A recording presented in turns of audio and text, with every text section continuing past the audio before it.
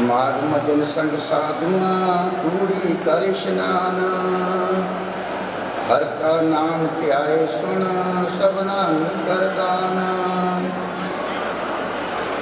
माघ विच माघी वाले दिन लोग तीर्थां ते इशनान करन दा बड़ा पुन समझते हैं, पर तू गुरमुखां दी संगत विच बैठ यही है तीर्थ का इशनान। उन्हां दी चरण धूड़ विच इशनान कर। हर का नाम त्याए सुन सबना कर दान। निमरता भाव नाल गुरमुखां दी संगत कर। उत्थे परमात्मा का नाम जप, परमात्मा की सिफत सलाह सुन। होर सबदा नूं ये नाम की दात वंड। जन्म कर्म मल उतरे मन ते जाए गमान। सच्चे मार्ग चलदियां उस्तत करे जहान। इस तरह कई जन्मां दे कीते कर्मां तो पैदा हुई विकारां दी मैल तेरे मन तो लह जाएगी। तेरे मन विचों हंकार दूर हो जाएगा। काम क्रोध ना मोहिए बिन से लोभ सुहान। सच्चे मार्ग चलदियां उस्तत करे जहान। परमात्मा की भगती सिमरन की बरकत नाल काम क्रोध विच नहीं फसदा। महापुरुष आखदे हन लोभ रूपी कुत्ता भी नाश हो जाता है। सच्चे मार्ग चलदियां उस्तत करे जहान। इस सच्चे रास्ते उत्ते तुरदियां जगत भी शोभा करता है। 68 तीर्थ सगल पुन जी दया परवान। 18 तीर्थों का इशनान सारे पुन कर्म जीव उत्ते दया करन ते आ जाते हैं। जिसनों देवे दया कर सोई पुरख सजान। परमात्मा कृपा करके जिस मनुख नूं सिमरन की दात बख्शता है, वो मनुख जिंदगी के सही रास्ते ते पिछां पहुँचण वाला सियाणा हो जाता है। जिन्ना मिलिया प्रभु अपना नानक तिन कुर्बान। महापुरुष आखदे हन जिन्हों प्यारा प्रभु मिल गया है, मैं उन्हां तो सदके जाता हाँ। माघ सुचे से काटिए जिन पूरा गुरु निर्वाण। माघ महीने विच उस परमात्मा की सिफत सलांघा करते रहना चाहिए है। महापुरुष आखदे हन परमात्मा की भगती परमात्मा की सिफत वो ही कर सकता है जिस उत्ते पूरे सतगुर की कृपा होंदी है। जिन्होंने परमात्मा ये दात बख्शदा है। एक बारी ऐदा ही सबरी दे मन दे विच इच्छा पैदा हो गई। सबरी जिहड़ी सी ये नीच जात दे विचों सी, ढीलां दे विचों सगी। तां उहदे मन दे विच बचपन च इच्छा जाग पई कि मैं गृहस्थ धारण नहीं करना, मैं परमात्मा की भगती करनी ते साधुआं की संगत ते सेवा करनी। मन दे विच उन्हें पक्का फैसला कर लिया। हुण सबरी जदों कुछ मटियार हुई तो उहदे मापिया ने सोचा कि इहदी हुण शादी कर दईए। जिहदे नाल वो मंगी सी वो बहुत शिकार मारिया करता सी। एक शिकार दे एक तीर दे नाल कई जानवर मार लैंदा सी। हुण जदों वो अपने बाप दे मरियो जीवां नूं देखदी खून दे लिबड़ियो तां उहदे मन दे विच बहुत विराग पैदा हुंदा, बहुत दुख पैदा हुंदा। हुण उहदा ब्याह लागे आ गया। घरदियां ने उहदा ब्याह रख दिता। हुण उहदा जिहड़ा मन सी हुण सोचिया कि मेरे को साधुओं की संगत नहीं होनी, परमात्मा की भगती नहीं होनी, ये पाप जिहड़े आ ये मेरे तो देख नहीं होने। हुण मन च फैसला कर लिया ਕਿ ਮੈਂ ਹੁਣ ਜਾ ਕੇ ਸਾਧੂਆਂ ਦੀ ਸੰਗਤ ਦੇ ਵਿੱਚ ਸ਼ਾਮਲ ਹੋਵਾਂ ਤੇ ਪ੍ਰਮਾਤਮਾ ਦੀ ਭਗਤੀ ਕਰਾਂ ਤੇ ਉਹਨਾਂ ਦੀ ਸੇਵਾ ਕਰਕੇ ਆਪਣੇ ਮਨ ਨੂੰ ਪਵਿੱਤਰ ਕਰਾਂ, ਦੇਹੀ ਨੂੰ ਪਵਿੱਤਰ ਕਰਾਂ। ਹੁਣ ਉਹ ਚੱਲ ਪਈ ਘਰੋਂ। ਜਦੋਂ ਚੱਲ 2-3 ਦਿਨ ਹੋ ਗਏ, ਉਹ ਹੌਲੀ ਹੌਲੀ ਨਾਲੇ ਪਿੱਛਾ ਮੁੜ ਕੇ ਦੇਖਦੀ ਆ ਕਿ ਮੈਨੂੰ ਕੋਈ ਲੈਣ ਤੇ ਨਹੀਂ ਆਉਂਦਾ। ਉਹ ਆਪਣੇ ਮਾਪਿਆਂ ਤੋਂ ਬਹੁਤ ਡਰਦੀ ਸੀ ਕਿ ਮੇਰੇ ਮਗਰ ਮੇਰੇ ਮਾਪੇ ਆਣ ਕੇ ਮੇਰਾ ਵਿਆਹ ਨਾ ਕਰ ਦੇਣ, ਕਿਤੇ ਬਹੁਤ ਛੇਤੀ ਵਿਆਹ ਨਾ ਕਰ ਦੇਣ। ਮਨ ਦੇ ਵਿੱਚ ਇਹ ਵਿਚਾਰ ਰੱਖ ਕੇ ਉਹ ਤੁਰੀ ਗਈ। ਹੌਲੀ ਹੌਲੀ ਉਹ ਰਿਸ਼ੀਆਂ ਮੁਨੀਆਂ ਦੇ ਵਿੱਚ ਪਹੁੰਚ ਗਈ। ਉਹਨੇ ਇੱਕ ਪਾਸੇ ਉਹਨਾਂ ਤੋਂ 2-3 ਕਿਲੋਮੀਟਰ ਤੇ ਆਪਣੀ ਕੁਟੀਆ ਬਣਾ ਲਈ ਤੇ ਉਹਨੂੰ ਰੋਜ਼ ਰਾਤ ਨੂੰ ਤੜਕੇ 12 ਵਜੇ ਉੱਠ ਕੇ ਬਾਲਣ ਲਿਆ ਕੇ ਸਾਧੂਆਂ ਦੇ ਡੇਰਿਆਂ 'ਚ ਦੇਣਾ ਕਿ ਸਾਧੂ ਮਹਾਤਮਾ ਜਿਹੜੇ ਆ ਇਹ ਅੱਗ ਸੇਕ ਸਕਣ। ਠੰਡ ਦਾ ਜ਼ੋਰ ਸੀ। ਹੁਣ ਉਹਨਾਂ ਦੇ ਜਿਹੜੇ ਆਗੂ ਸੀ ਮਤੰਗ ਰਿਸ਼ੀ, ਉਹਨਾਂ ਨੇ ਸੋਚਿਆ ਕਿ ਪਤਾ ਨਹੀਂ ਕੌਣ ਆ, ਰੋਜ਼ ਬਾਲਣ ਸਿੱਟ ਜਾਂਦਾ ਆ, ਪਰ ਉਹਨੂੰ ਫੜੋ। ਕਰਦਿਆਂ ਕਰਦਿਆਂ ਉਹਨੂੰ ਸਾਧੂਆਂ ਸੰਤਾਂ ਨੇ ਫੜ ਲਿਆ। ਹੁਣ ਉਹ ਪੈਰਾਂ 'ਚ ਡਿੱਗਦੀ ਆ, ਬੜੇ ਤਰਲੇ ਕਰਦੀ ਆ ਕਿ ਮੈਨੂੰ ਮਾੜਾ ਨਾ ਕਹਿਣ, ਮੈਨੂੰ ਕੁੱਟਣ ਮਾਰਨ ਨਾ। ਜਦੋਂ ਉਹਦੀ ਲਗਨ ਮਤੰਗ ਰਿਸ਼ੀ ਨੇ ਦੇਖੀ ਤਾਂ ਉਹਨੇ ਕਿਹਾ ਕਿ ਕੋਈ ਵੀ ਕੌਮ ਦੇ ਵਿੱਚੋਂ, ਕੋਈ ਵੀ ਜਾਤ ਦੇ ਵਿੱਚੋਂ ਪਰਮਾਤਮਾ ਦੀ ਭਗਤੀ ਕਰ ਸਕਦਾ ਹੈ ਤੇ ਸਾਧੂਆਂ ਦੀ ਸੇਵਾ ਕਰ ਸਕਦਾ। ਹੁਣ ਜਿਹੜੇ ਬਾਕੀ ਸਾਧੂ ਸੀ ਉਹ ਸਾਰੇ ਲਾਗ ਡਾਟ ਲੱਪੇ ਕਰਨ, ਈਰਖਾ ਕਰਨ ਲੱਪੇ ਕਿ ਇਹ ਨੀਚ ਆ। ਕਿਤੇ ਕਰਦਿਆਂ ਕਰਦਿਆਂ ਬਹੁਤ ਸਮਾਂ ਜਦੋਂ ਬੀਤ ਗਿਆ ਤੇ ਤਲਾਅ ਦੇ ਵਿੱਚ ਉਹਨੂੰ ਪਾਣੀ ਲੈਣ ਲਈ ਜਾਣਾ ਪਿਆ। ਜਦੋਂ ਉਹ ਪਾਣੀ ਲੈਣ ਗਈ ਤਾਂ ਸਾਧੂਆਂ ਸੰਤਾਂ ਨੇ ਈਰਖਾ ਦਵੈਸ਼ ਕਰਨੀ ਸ਼ੁਰੂ ਕਰ ਦਿੱਤੀ ਕਿ ਸਾਡੇ ਤਲਾਅ ਦੇ ਵਿੱਚ ਕਿਉਂ ਆਈ ਆ। ਹੁਣ ਉਹਦੀ ਭਾਵਨਾ ਦੇਖ ਕੇ ਮਤੰਗ ਰਿਸ਼ੀ ਨੇ ਕਿਹਾ, ਬੇਟੀ ਤੂੰ ਘਬਰਾ ਨਾ ਤੇ ਡਰ ਨਾ, ਮੈਂ ਕੁਝ ਸਮੇਂ ਤੋਂ ਬਾਅਦ ਚੜ੍ਹਾਈ ਕਰ ਜਾਣੀ ਆ। ਇੱਥੇ ਕੁਝ ਸਮੇਂ ਤੋਂ ਬਾਅਦ ਰਾਮਚੰਦਰ ਜੀ ਆਉਣਗੇ, ਉਹ ਤੇਰੇ ਹੱਥਾਂ ਦੇ ਬੇਰ ਖਾਣਗੇ, ਤੂੰ ਫਿਕਰ ਨਾ ਕਰ, ਘਬਰਾ ਨਾ।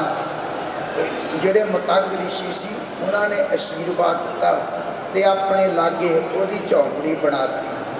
ਹੁਣ ਉਹ ਆਪਣੀ ਭਗਤੀ ਕਰਦੀ ਆ, ਸੇਵਾ ਕਰਦੀ ਆ, ਸਾਧੂਆਂ ਦੀ ਸੰਗਤ ਕਰਦੀ ਆ। ਜਿਹੜੇ ਕੁਝ ਸਾਧੂ ਸਗੇ ਉਹਨਾਂ ਪ੍ਰੇਮ ਕਰਦੇ ਸੀ ਕਿ ਜਨਾਨੀਆਂ ਦੇ ਵਿੱਚੋਂ ਵੀ ਨਾਮ ਜਪਣ ਵਾਲੀਆਂ ਹੋ ਸਕਦੀਆਂ ਆ ਤੇ ਉਹ ਆਪਣੇ ਪ੍ਰਮਾਤਮਾ ਦੀ ਭਗਤੀ ਕਰਦੀ, ਸੇਵਾ ਕਰਦੀ, ਆਪਣਾ ਜੀਵਨ ਗੁਜ਼ਾਰਦੀ।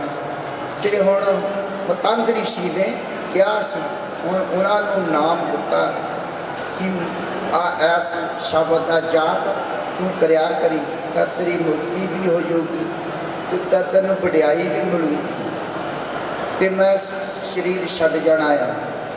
ਤੇ ਉਹ ਇਹਦਾ ਭਾਵਨਾ 'ਚ ਜੁੜੀ ਰਹੀ। ਹੁਣ ਜਦੋਂ ਜਾਂਦੀ ਸਗੀ ਤੇ ਸਾਧੂਆਂ ਦੇ ਰਾਸਤੇ ਵੀ ਸਾਫ਼ ਕਰਦੀ ਸੀ ਕਿ ਸਾਧੂਆਂ ਦੇ ਪੈਰ 'ਚ ਕੋਈ ਕੰਡਾ ਨਾ ਲੱਗ ਜਾਏ। ਜਦੋਂ ਉਹਨਾਂ ਦੇ ਮਨ ਦੇ ਵਿੱਚ ਈਰਖਾ ਭਾਵ ਪੈਦਾ ਹੋ ਗਈ, ਜਿਹੜਾ ਪੰਪਾ ਸਰ ਤਲਾਬ ਸੀ ਜਿੱਥੇ ਸਾਧੂ ਸੰਤ ਇਸ਼ਨਾਨ ਕਰਦੇ ਸੀ, ਪਾਣੀ ਵਰਤਦੇ ਸੀ, ਪਾਣੀ ਪੀਂਦੇ ਸੀ, ਆਪਣੇ ਸਾਫ ਸੁਥਰੇ ਹੁੰਦੇ ਸੀ ਤੇ ਉਹਦੇ ਵਿੱਚ ਕੀੜੇ ਪੈ ਗਏ ਕਿਉਂਕਿ ਉਹਨਾਂ ਨੇ ਪਰਮਾਤਮਾ ਦੀ ਭਗਤੀ ਕਰਨ ਵਾਲਿਆਂ ਦੀ ਨਾਲ ਦਵੈਸ਼ ਭਾਵ ਕੀਤੇ, ਈਰਖਾ ਕੀਤੀ। ਇਸ ਕਰਕੇ ਪਰਮਾਤਮਾ ਦੀ ਭਗਤੀ ਕਰਨੀ ਬਹੁਤ ਦੁਰਲੱਭ ਆ। ਬਹੁਤ ਵੱਡੇ ਭਾਗ ਹੋਏ ਹੋਣ ਤਾਂ ਪਰਮਾਤਮਾ ਦੀ ਭਗਤੀ ਹੁੰਦੀ ਆ। ਵੱਡੇ ਭਾਗ ਹੋਣ ਤੇ ਸਾਧੂਆਂ ਦੀ ਸੰਗਤ ਮਿਲਦੀ ਆ। ਮਹਾਂਪੁਰਸ਼ ਬਾਣੀ ਵਿੱਚ ਆਖਦੇ ਆ, ਕਾਮ ਕ੍ਰੋਧ ਨਗਰ ਬਹੁ ਭਰਿਆ, ਮੇਰੇ ਸਾਧੂ ਖੰਡਲ ਖੰਡਾ ਹੈ, ਪੂਰਬ ਲਿਖਤ ਲਿਖੇ ਗੁਰੂ ਪਾਇਆ, ਮਨ ਹਰਲੇ ਮੰਡਲ ਮੰਡਾ ਹੈ, ਕਰ ਸਾਧੂ ਅੰਜਲੀ ਪੁਨ ਵੱਡਾ ਹੈ, ਕਾ ਡੰਡੌਤ ਪੁਨ ਵੱਡਾ ਹੈ ਰਹਾਓ, ਸਕਤ ਹਾਰਾ ਸਾਧਨਾ ਜਾਣਿਆ, ਤਨ ਅੰਤਰ ਹੋ ਮੈਂ ਕੰਡਾ ਹੈ, ਜਿਉਂ ਜਿਉਂ ਚੱਲੇ ਚੁੱਭੇ ਦੁੱਖ ਪਾਵੇ, ਜਾਂ ਮਕਾਲ ਸਹਿ ਸੇ ਡੰਡਾ ਹੈ। ਕਿਤੇ ਕਿਤੇ ਮਹਾਰਾਜ ਸਰਬਨ ਦਾਸ ਵੀ ਇਹ ਸ਼ਬਦ ਬਾਰੇ ਦੱਸਿਆ ਕਰਦੇ ਸੀ। ਮਹਾਂਪੁਰਸ਼ ਆਖਦੇ ਹਨ ਕਿ ਇਹ ਪ੍ਰਮਾਤਮਾ ਸਾਡਾ ਜਿਹੜਾ ਸਰੀਰ ਆ, ਸਾਡਾ ਮਨ ਆ, ਇਹ ਵਿਕਾਰਾਂ ਦਾ ਭਰਿਆ ਆ। ਇਹ ਕਾਮ, ਕ੍ਰੋਧ, ਲੋਭ, ਮੋਹ, ਹੰਕਾਰ ਦਾ ਭਰਿਆ। ਜੇ ਪ੍ਰਮਾਤਮਾ ਤੇ ਸੰਤਾਂ ਦੀ ਕਿਰਪਾ ਹੋ ਜਾਵੇ ਤਾਂ ਇਹ ਦੁੱਖ ਦੂਰ ਹੋ ਸਕਦਾ। ਫਿਰ ਮਹਾਂਪੁਰਸ਼ ਆਖਦੇ ਹਨ ਵੱਡੇ ਭਾਗ ਹੋਣ, ਪੂਰਵਲੇ ਭਾਗ ਚੰਗੇ ਹੋਣ ਤਾਂ ਸੰਤਾਂ ਦੀ ਸੰਗਤ ਮਿਲਦੀ ਆ।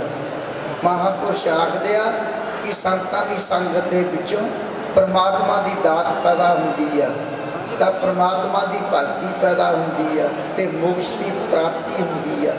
ਇਸ ਕਰਕੇ ਜਿਹੜੀ ਸਬਰੀ ਸਗੀ ਉਹ ਆਪਣੇ ਮਨ ਦੇ ਵਿੱਚ ਪਰਮੇਸ਼ਰ ਦਾ ਤੇ ਰਾਮਚੰਦਰ ਜੀ ਦਾ ਤੇ ਮਤੰਗ ਰਿਸ਼ੀ ਦਾ ਧਿਆਨ ਲਾਪੀ ਕਰਦਿਆਂ ਉਹ ਜਦੋਂ ਜੰਗਲ ਦੇ ਵਿੱਚ ਉਹਨੂੰ ਭੁੱਖ ਲੱਗਣੀ, ਹੁਣ ਆਪਣੇ ਲਈ ਫਲ ਖਾਣੇ, ਤਾਂ ਉਸ ਵੇਲੇ ਜਿਹੜੇ ਬੇਰ ਮਿੱਠੇ ਹੋਣੇ ਉਹ ਰੱਖੀ ਜਾਣੇ ਕਿ ਰਾਮ ਜੀ ਆਉਣਗੇ ਖਾਣਗੇ। ਇੱਦਾਂ ਕਰਦਿਆਂ ਪ੍ਰੇਮ ਦੇ ਵਿੱਚ ਉਹਨੂੰ ਕਾਫੀ ਸਮਾਂ ਬਤੀਤ ਹੋ ਗਿਆ। ਉਧਰਲੇ ਪਾਸੇ ਹੁਣ ਜਿਹੜੇ ਰਿਸ਼ੀ ਮੁਨੀ ਸੀ ਉਹਨਾਂ ਨੇ ਕਲਪਨਾ ਕੀਤੀ ਕਿ ਜੇ ਸਾਡੇ ਤਲਾਬ ਦਾ ਪਾਣੀ ਠੀਕ ਨਾ ਹੋਇਆ ਤਾਂ ਅਸੀਂ ਕਿੱਥੋਂ ਪੀਵਾਂਗੇ, ਤਾਂ ਕਿੱਥੋਂ ਵਰਤਾਂਗੇ। ਸਾਡੇ ਤਲਾਬ ਦੇ ਵਿੱਚ ਸ਼ੂਦਰ ਨੇ ਵਿਗਾੜ ਦਿੱਤਾ। ਹੁਣ ਉਹਨਾਂ ਦੇ ਇਹ ਵਿਗੜਿਆ ਕਿਉਂ? ਉਹਨਾਂ ਦੇ ਹੰਕਾਰ ਨਾਲ ਕਿ ਅਸੀਂ ਬਹੁਤ ਉੱਚੇ ਹਾਂ, ਉੱਚੀ ਪਦਵੀ ਦੇ ਮਾਲਕ ਹਾਂ, ਉੱਚੀਆਂ ਜਾਤਾਂ ਦੇ ਹਾਂ। ਜਿਹੜਾ ਪ੍ਰਮਾਤਮਾ ਇਹ ਨੀਵੇਂ ਪਾਸੇ ਨੂੰ ਆਉਂਦਾ। ਮਹਾਂਪੁਰਸ਼ ਆਖਦੇ ਆ ਸੰਤ ਸਹਾਈ ਪ੍ਰੇਮ ਕੇ ਹੋਦਨ ਕੇ ਲਾਗਾ ਪਾਏ। ਮਹਾਂਪੁਰਸ਼ ਆਖਦੇ ਆ ਜੋ ਸੰਤ ਮਹਾਤਮਾ ਹੁੰਦੇ, ਪ੍ਰਮਾਤਮਾ ਹੁੰਦਾ ਆ, ਇਹ ਪ੍ਰੇਮ ਕਰਨ ਵਾਲਿਆਂ ਦੀ ਮਦਦ ਕਰਦਾ ਆ, ਹੰਕਾਰੀ ਪੁਰਸ਼ਾਂ ਤੋਂ ਦੂਰ ਰਹਿੰਦਾ ਆ ਤੇ ਗੁਰਮੁਖਾਂ ਦੇ ਲਾਗੇ ਰਹਿੰਦਾ ਆ। ਤੇ ਮਹਾਂਪੁਰਸ਼ ਆਖਦੇ ਆ ਪ੍ਰਮਾਤਮਾ ਸਾਧੂ ਦੀ ਜੀਵ ਤੇ ਰਹਿੰਦਾ। ਇਸ ਕਰਕੇ ਗੁਰੂ ਅਰਜਨ ਦੇਵ ਜੀ ਆਖਦੇ ਹਨ ਪ੍ਰਭੂ ਜੀ ਬੈਠੇ ਸਾਧ ਕੀ ਰਚਨਾ। ਜਿਹੜਾ ਪ੍ਰਮਾਤਮਾ ਵੀ ਆ ਇਹ ਵੀ ਸਾਧੂ ਦੀ ਜ਼ੁਬਾਨ ਤੇ ਰਹਿੰਦਾ ਆ। ਇਸ ਕਰਕੇ ਸਬਰੀ ਦੇ ਮਨ ਦੇ ਵਿੱਚ ਪ੍ਰਮਾਤਮਾ ਤੇ ਪ੍ਰਮਾਤਮਾ ਦਾ ਚਾਅ, ਰਾਮ ਜੀ ਦੇ ਆਉਣ ਦਾ ਚਾਅ ਸੀ ਕਿ ਉਹਨਾਂ ਸੱਚੇ ਮਨ ਦੇ ਨਾਲ ਵਿਚਾਰ ਕੀਤੀ ਕਿ ਜੋ ਮੇਰੇ ਮੁਰਸ਼ਦ ਨੇ ਆਖਿਆ ਕਿ ਸੱਚ ਹੀ ਹੋਵੇਗਾ। ਜਦੋਂ ਕੁਝ ਸਮਾਂ ਬਤੀਤ ਹੋ ਗਿਆ ਉਹਨੂੰ ਬਹੁਤ ਦੁੱਖ ਦੇਣਾ ਸ਼ੁਰੂ ਕਰ ਦਿੱਤਾ ਸਬਰੀ ਨੂੰ, ਤੇ ਲਾ ਕੇ ਗੱਲਾਂ ਕਹਿਣੀਆਂ, ਮਾੜਾ ਚੰਗਾ ਬੋਲਣਾ। ਹੁਣ ਮਹਾਂਪੁਰਸ਼ ਆਗੂ ਉਹਨਾਂ ਦੇ ਮਤੰਗ ਰਿਸ਼ੀ ਸੀ, ਉਹਨਾਂ ਤੋਂ ਡਰਦਿਆਂ ਨੇ ਕਿਸੇ ਨੇ ਕੁਝ ਕਹਿਣਾ ਨਹੀਂ। ਤੇ ਮਤੰਗ ਰਿਸ਼ੀ ਨੇ ਕਹਿਣਾ ਕਿ ਸ਼ੂਦਰ ਨੂੰ ਵੀ ਭਗਤੀ ਕਰਨ ਦਾ ਹੱਕ ਆ। ਕੋਈ ਵੀ ਇਨਸਾਨ ਜਿਹੜਾ ਆ ਇਹ ਪਰਮਾਤਮਾ ਦੀ ਭਗਤੀ ਕਰਨ ਦੇ ਕਾਬਲ ਆ। ਜਿਹਦੇ ਮਨ ਦੇ ਵਿੱਚ ਪਰਮਾਤਮਾ ਦਾ ਚਾਅ ਪੈਦਾ ਹੋ ਗਿਆ, ਪਰਮਾਤਮਾ ਨੂੰ ਮਿਲਣ ਦਾ ਚਾਅ ਪੈਦਾ ਹੋ ਗਿਆ, ਉਹ ਕੋਈ ਵੀ ਇਨਸਾਨ ਪਰਮਾਤਮਾ ਦੀ ਭਗਤੀ ਕਰ ਸਕਦਾ ਤੇ ਸਾਧੂਆਂ ਦੀ ਸੰਗਤ ਕਰ ਸਕਦਾ, ਆਪਣੇ ਜੀਵਨ ਨੂੰ ਸੁਧਾਰ ਸਕਦਾ। ਗੁਰੂ ਅਰਜਨ ਦੇਵ ਜੀ ਆਖਦੇ ਹਨ ਕਿਰਤ ਕਰਮ ਕੇ ਵਿਛੜੇ ਕਰ ਕਿਰਪਾ ਮੇਲੋ ਰਾਮ। ਜਦੋਂ ਗੁਰੂ ਅਰਜਨ ਦੇਵ ਜੀ ਨੂੰ ਚਾਅ ਤੇ ਸ਼ੌਂਕ ਪੈਦਾ ਹੋਇਆ ਕਿ ਮੈਂ ਪ੍ਰਮਾਤਮਾ ਦੀ ਭਗਤੀ ਕਰਾਂ ਤੇ ਸਾਧੂਆਂ ਦੀ ਸੰਗਤ ਤੇ ਸਿਫਤ ਕਰਾਂ, ਉਸ ਵੇਲੇ ਉਹ ਆਪਣੇ ਮਨ ਨੂੰ ਸੁਬੋਧਨ ਕਰਕੇ ਆਖਦੇ ਹਨ हे ਸੱਚੇ ਸਤਿਗੁਰੂ, ਅਸੀਂ ਮਾੜੇ ਕਰਮ ਕੀਤੇ ਤੇ ਅਸੀਂ ਆਪ ਜੀ ਦੇ ਨਾਲ ਵਿਛੜ ਗਏ ਹਾਂ। ਮਹਾਂਪੁਰਸ਼ ਜਿਹੜੇ ਹੁੰਦੇ ਆ ਇਹਨਾਂ ਦੇ ਮਾੜੇ ਕਰਮ ਨਹੀਂ ਹੁੰਦੇ। ਜਿੱਦਾਂ ਗੁਰੂ ਨਾਨਕ ਦੇਵ ਜੀ ਨੇ ਆਖਿਆ ਕਹੋ ਨਾਨਕਾ ਮਨੀਚ ਕਰਮਾ ਸਰਨ ਪੜੇ ਕੀ ਰਾਖੋ ਸ਼ਰਮਾ। ਜਿਹੜੇ ਪ੍ਰਮਾਤਮਾ ਦੀ ਭਗਤੀ ਕਰਦੇ ਆ ਉਹ ਆਪਣੇ ਆਪ ਨੂੰ ਨੀਚ ਸਮਝਦੇ ਆ। ਜਿਹੜੇ ਅਸੀਂ ਮੂਰਖ ਪਾਪੀ ਲੋਕ ਆ ਅਸੀਂ ਆਪਣੇ ਆਪ ਨੂੰ ਉੱਚੇ ਸਮਝਦੇ ਆ। ਇਸ ਕਰਕੇ ਜਿਹੜੀ ਸਬਰੀ ਸਗੀ ਉਹਦੇ ਮਨ ਦੇ ਵਿੱਚ ਭਗਵਾਨ ਨਾਲ ਪ੍ਰੀਤੀ ਹੋ ਗਈ। ਜਦੋਂ ਕੁਝ ਸਮਾਂ ਸਾਧੂਆਂ ਨੇ ਜ਼ਿਆਦਾ ਪ੍ਰਤਿਗਿਆ ਕੀਤੀ ਤੇ ਜ਼ਿਆਦਾ ਰਾਮ ਜੀ ਨੂੰ ਆਖਿਆ ਤੇ ਰਾਮ ਜੀ ਆ ਗਏ। ਹੁਣ ਰਾਮ ਜੀ ਜਿਹੜੇ ਸੀ ਇਹ ਸਬਰੀ ਦਾ ਘਰ, ਸਬਰੀ ਦੀ ਝੌਂਪੜੀ ਪੁੱਛਦੇ ਰਾਮ ਜੀ ਆ ਗਏ। ਹੁਣ ਜਿਹੜੀ ਭਿਲਣੀ ਦੇ ਮਨ ਦੇ ਵਿੱਚ ਬਹੁਤ ਪ੍ਰੇਮ ਪੈਦਾ ਹੋਇਆ। ਹੁਣ ਮਨ ਸੋਚਿਆ ਬਹੁਤ ਜਨਮ ਪਿਛਰੇ ਥੇ ਮਾਧੋ ਇਹ ਜਨਮ ਤੁਮਾਰੇ ਲੇਖੇ। ਉਹਨੇ ਕਿਹਾ ਕਿ ਇਹ ਪਰਮਾਤਮਾ ਮੈਂ ਆਪਣੇ ਜੀਵਨ ਨੂੰ ਤੁਹਾਡੇ ਲੇਖੇ ਲਾਤਾ ਇੱਕ ਆਸ ਦੇ ਉੱਤੇ ਆਪਣਾ ਜੀਵਨ ਦਾ ਨਿਰਵਾਹ ਕੀਤਾ। ਤੁਸੀਂ ਕਿਰਪਾ ਕੀਤੀ ਤਾਂ ਮੈਨੂੰ ਦਰਸ਼ਨ ਦੇਣ ਆ ਗਏ। ਤੇ ਉਸ ਵੇਲੇ ਰਾਮ ਜੀ ਦੀਆਂ ਅੱਖਾਂ ਦੇ ਵਿੱਚੋਂ ਵੀ ਪਾਣੀ ਵਗ ਪਿਆ। ਹੁਣ ਸੋਚਿਆ ਕਿ ਜਿਹੜੇ ਪ੍ਰਮਾਤਮਾ ਦੇ ਭਗਤ ਆ, ਇਹਨਾਂ ਦੇ ਜਿਹੜੇ ਦਿਲ ਹੁੰਦੇ ਆ ਬਹੁਤ ਨਾਜ਼ੁਕ ਤੇ ਨਰਮ ਹੁੰਦੇ ਆ। ਇਸ ਕਰਕੇ ਦਿਲ ਨੂੰ ਠੇਸ ਨਹੀਂ ਪਹੁੰਚਾਉਣੀ ਚਾਹੀਦੀ। ਜਿਹੜੇ ਸਾਧੂ ਸੰਤ ਹੁੰਦੇ ਆ, ਇਹਨਾਂ ਦੇ ਮਨ ਬੜੇ ਨਾਜ਼ੁਕ ਤੇ ਕੋਮਲ ਹੁੰਦੇ ਆ।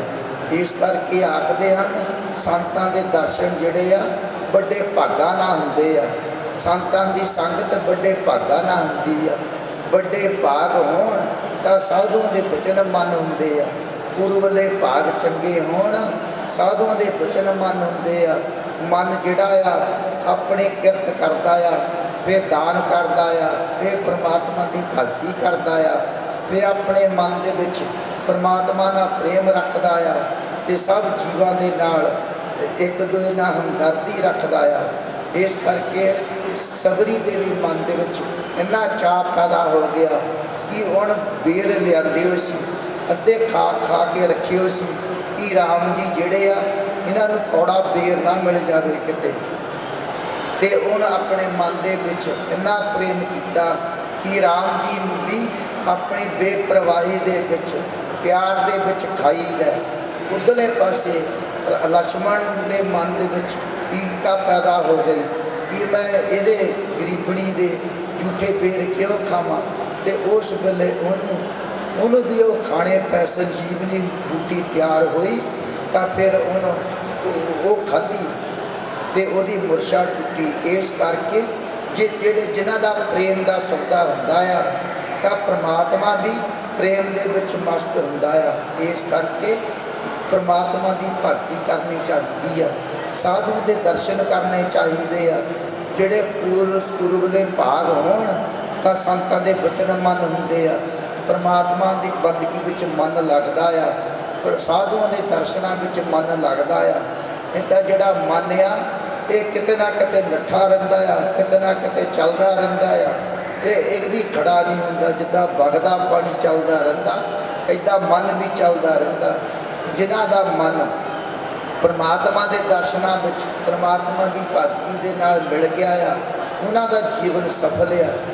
ਮਹਾਂਪੁਰਸ਼ ਆਖਦੇ ਹਨ ਆਏ ਸਫਲ ਜਿਹੜੇ ਪ੍ਰਮਾਤਮਾ ਦੀ ਭਗਤੀ ਕਰਦੇ ਹਨ। ਇਸ ਕਰਕੇ ਪ੍ਰਮਾਤਮਾ ਦੀ ਭਗਤੀ ਕਰਨੀ ਚਾਹੀਦੀ ਆ। ਸੰਤਾਂ ਨੇ ਦਿਨ ਇਹ ਰੱਖਿਆ ਸੀ ਮਾਘੀ ਦਾ। ਮਾਘੀ ਦੇ ਵਿੱਚ ਉਹਨਾਂ ਨੇ ਦਾਨ ਕਰਨਾ। ਮਹਾਂਪੁਰਸ਼ ਆਖਦੇ ਹਨ ਮਾਘ ਮਦਿਨ ਸੰਗ ਸਾਧੂਆਂ ਧੂੜੀ ਕਰ ਇਸ਼ਨਾਨ ਕਰਨਾ ਚਾਹੀਦਾ ਆ। ਜਿੰਨਾ ਹੋ ਸਕੇ ਦਾਨ ਕਰਨਾ ਚਾਹੀਦਾ ਆ। ਸਾਧੂਆਂ ਦੇ ਦਰਸ਼ਨ ਕਰਨੇ ਚਾਹੀਦੇ ਆ। ਸਾਰਿਆਂ ਦਾ ਆਉਣਾ ਵਡਭਾਗੀ ਆ ਜਿਹੜੇ ਸਾਧੂ ਦੇ ਦਰਸ਼ਨ ਕਰਦੇ ਆ ਤੇ ਮਨ ਦੇ ਵਿੱਚ ਆਪਣੇ ਭਾਵ ਪੈਦਾ ਕਰਦੇ ਆ, ਆਪਣੇ ਮਨ 'ਚ ਚਾਅ ਰੱਖਦੇ ਆ। ਕਈ ਮੇਰੇ ਵਰਗੇ ਆ ਜਿਹੜੇ ਬਸ ਆਏ ਤਾਂ ਚਲ ਗਏ। ਕਈ ਇੱਦਾਂ ਦੇ ਆ ਜੀਵ ਜਿਹੜੇ ਕੁਛ ਨਾ ਕੁਛ ਭਾਵ ਪੈਦਾ ਲੈ ਕੇ ਜਾਂਦੇ ਆ, ਕੋਈ ਵਿਚਾਰ ਲੈ ਕੇ ਜਾਂਦੇ ਆ। ਮਹਾਂਪੁਰਸ਼ ਆਖਦੇ ਹਨ ਜੋ ਨਾਮ ਜਪਦੇ ਹਨ ਉਹ ਨੀਵੇਂ ਵੀ ਉੱਚੇ ਹੋ ਜਾਂਦੇ ਹਨ। ਜਪੋ ਸਤਿਨਾਮ ਸ਼੍ਰੀ ਵਾਹਿਗੁਰੂ।